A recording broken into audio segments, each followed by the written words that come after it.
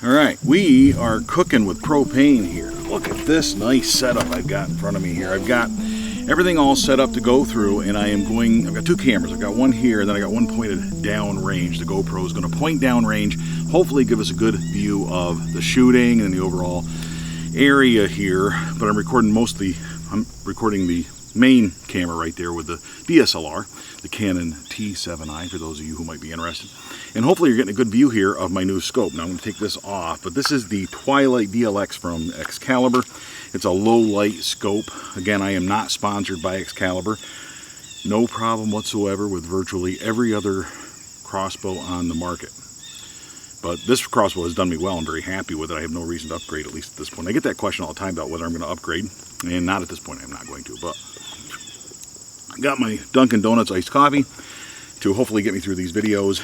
I've got arrows, 4 arrows that we've gone through. All of them, I have weighed them to make sure they're kind of in the same range. Weighed each of the broadheads. Incidentally, I'm using field points here.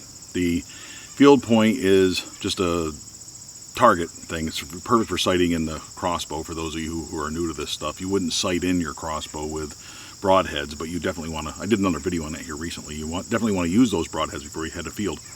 But these little field points are awesome. You just got to make sure that they're the right ones, because I have field points that are 100, 125 grain, and 150 grain. And you got to make sure that these are all 100 grain. So I weighed them just to make sure that we're consistent here, because if you're shooting different weights, it's going to affect your accuracy. So if I can get this guy out of the way for just a second here, I'll show you my little scale.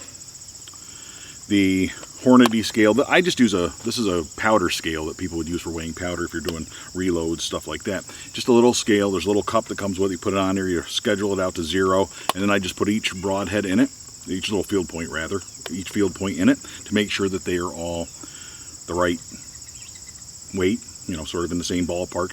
And incidentally, there were 100 grain broadheads, 100 grain field points. And each one of those field points, each one of those field tips was actually like 98 point something. They were all a little bit light. But in the end, as long as they're kind of all the same, it doesn't make any difference. You can really, for sighting in it, I want it as accurate as possible. I want to remove as many other variables as possible. So I want to make sure that each of the broadheads is the right weight. Each of the field points is the right weight. I'm in broadhead mode because later on this month I'm releasing a video on broadheads. Not there yet, but we're getting to that point. The rain has really set me back. I haven't even been able to mow lawn, let alone get outside and do a video. So it's nice to be out here today. I'm going to be shooting broadheads at the target. I'm going to be doing videos on broadheads, and I'm going to select a broadhead. I'm narrowed it down to 3 choices, and I'm going to select a broadhead for this upcoming hunting season to start out this hunting season down in Maryland in the very near future. So hopefully we get to the point where I can choose amongst those 3, and I'll be doing a video on that. Hopefully before the end of the Crossbow Appreciation Month, before the end of August, we'll have that video up. In the meantime, you can't go choosing broadheads and sighting them in until you got a scope on here that you're happy with and that works, and the crossbow is sighted in.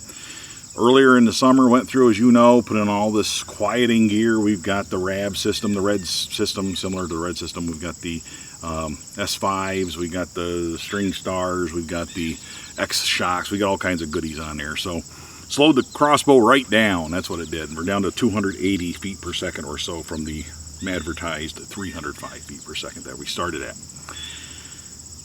Nonetheless, making sure that your arrows for target purposes, for sighting in purposes, are all the same is very important to me, because I want them all to be the same weight. A couple little tips, some things that I've done, of course, go through here, put luminox on each one.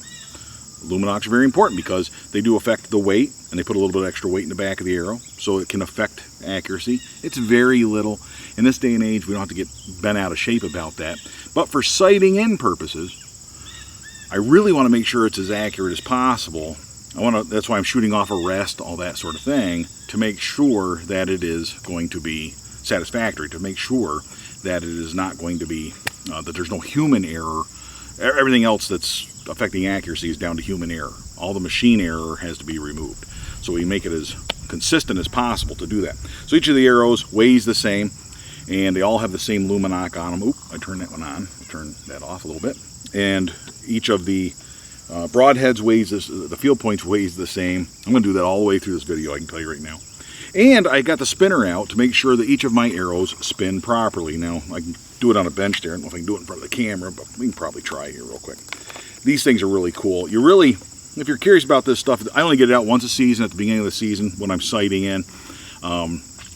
And make sure that you have a tool like this if you want to do that kind of thing. But you just put it on a flat surface, you set the arrow on there, and you spin the arrow, and you can see that both ends, it doesn't move all over the place. If this field point, it's going to, maybe we should do this video tomorrow, I don't know. But if I can't talk, I can't do a video. But if you spin it like this, if this field point's going up in, you know, real wide circles and stuff, then you got a problem with your arrow.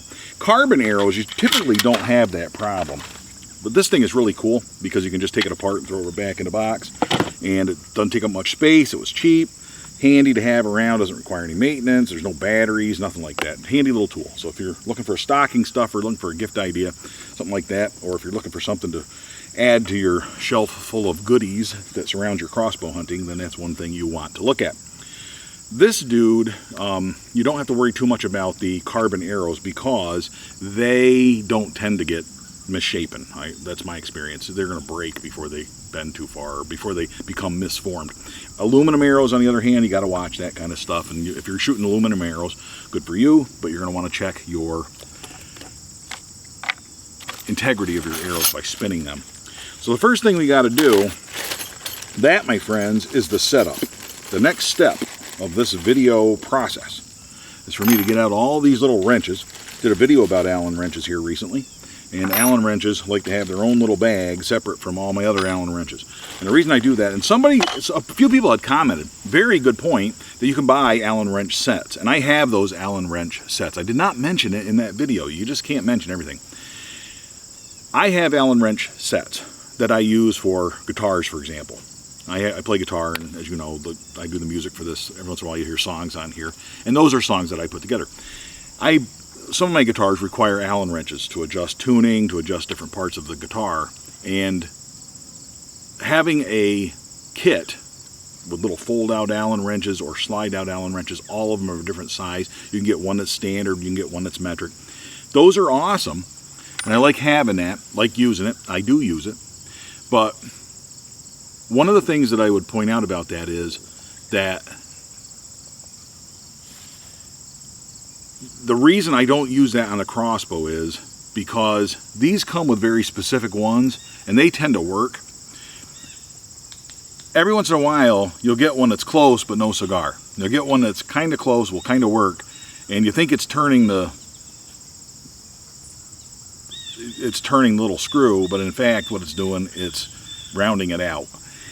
And it's just not quite the right size. By sticking to exactly the ones that come with each part of the crossbow, like when I got the scope, and when I bought the scope rings, it came with its own little hex key, its own little Allen wrench. So I'll use that on here, and that is not the right one, but you're going to use the ones that came with it. And man, they are so close. You can't see that one looks the same as the other one, but it's not the same. So that's the reason I use the ones for the crossbow. I keep it in a baggie with the crossbow gear, take it with me to Maryland, take it with me wherever I am, you know, it's here when I'm hunting, whatever. So always having them on me and access to them. But carrying the kit, I don't carry a kit because those wrenches, they might work in a pinch and they might work perfectly all the time. But there's always that chance that they're not quite right and they're just not going to fit. When you get down to small sizes like this, I just think they don't always, no guarantee they're going to be fit perfect. That's enough talking about Allen wrenches, but that was, if you want to use the kits and buy a set of wrenches, those are great to have, and I certainly appreciate the comments, and I've done that myself. I've used them on here. I just have had, in my experience, a little bit of problem, so I don't do that. But if it's working for you, then there's no way to complain about that. This scope, let's, I'm going to do this video in several parts, but I'm going to shoot it all in one big fell swoop here. So this will be several little videos for the Crossbow Appreciation Month. There were two big projects that I want to wrap up during Crossbow Appreciation Month. This is one of them, the new scope, installation, sighted in, working, whether or not it's going to work. That is the subject of the very next video that I'm going to shoot here. And it'll be uploaded here on the YouTube channel this week. The other big project that I have before the end of the season is I'm deciding on broadheads. And I can tell you right now, I've narrowed it down to 3. have not shot 2 of the 3, so I can't tell you right now that these are going to work. But this is broadhead set number 1, Rage crossbow broadheads, slip cam rear deploying broadheads. I'm going to talk about these broadheads in length, but this is the other big project for Crossbow Appreciation Month, and by the end of the month, you will have videos from me determining which of these 3 I'm going to use. But people rage about the Rage. They're all the rage. You know what I mean? So people love those Rage broadheads, and I am going to, and people, they're a love-hate thing. If you've ever noticed, people who talk about Rage, it's always like, oh, they're the best broadhead ever, and then there's other people that are the complete opposite. There's nobody that says, yeah, Rage is pretty good. There's nobody in the middle. You ever notice that? But these ones right here, I will field test. Until I'm field tested, I can't tell you if they're going to work. These might work very well with your crossbow and not with my crossbow. They might work very well with my crossbow and not your crossbow. So, I don't know, until you try them, right? So I'm going to go out there and I'm going to give you some tips. I did another video on I'm going to do videos on broadheads, let's put it that way. And some of them have already been uploaded. But that's the first option. Second option is another version of a Rage, the hypodermic. They make a hypodermic crossbow. Hypodermic is another one. It has a pointier cutting type chisel tip instead of just a regular chisel tip, or it doesn't have a blade on it. The other ones, I'm not a big fan of that. I'm jumping ahead of myself here in videos, but the bladed tips, I'm not a big fan of that. I've mentioned that before. But yeah, we'll see how it works. And then the chisel tip here, these are really pointy, and they all come with, both of those come with practice points, which I've talked about in another video here. And then I've got the old standby, the Excalibur X-Act, that I've used in the past, and I have killed 24 deer or so with these, or close to it. And they've let me down only one time that I can legitimately say the broadhead did not open. So there was one single instance, and that's all. So that one single instance, is that enough to get me to change? I don't know. We're going to find out how these other ones work here, and then we're gonna see. So, you know, if it lets you down once every 24 times, I did find a deer. I took the deer home, and as recently as 2 days ago, Friday night, I cooked up some of that deer, and it was fantastic. So they work, courtesy of the X-Act broadhead. That doe that I had, those steaks, I'll put some pictures on the screen here. It was just awesome. And it was the first deer, the first venison I've ever cooked that was actually rare. It was about as rare as you can go. I put on a Facebook page. It was as rare as you can go and still be legal. I thought that was pretty funny. But it was rare, but it was good. It was phenomenal. And I'll do more videos about cooking and stuff once the upcoming crossbow season is over. That's a good topic, a good thing to cover after that point.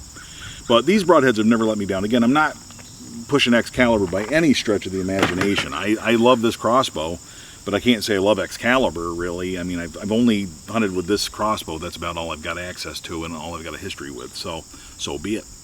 But let's wrap that up. I am now going to adjust that scope, move on to the next set of the videos here, and we'll call that quits for this particular video. Part 2 of my sighting in the new scope on bungee will be coming out here very shortly.